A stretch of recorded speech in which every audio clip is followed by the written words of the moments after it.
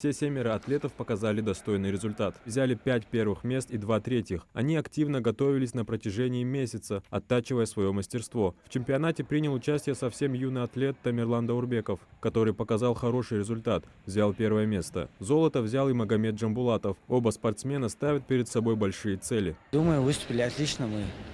Многие из нас, почти все выиграли первые места.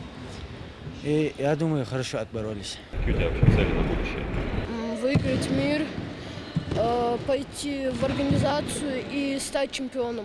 Отбор на соревнования прошел в Назране, в центре олимпийской подготовки. Перед соревнованиями у атлетов проходили сборы в Махачкале. Эти тренировки были направлены на улучшение физической формы и отработку тактических приемов.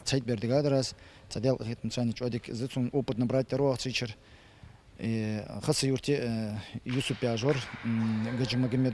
у него тоже мы в этом были проходить сборыш.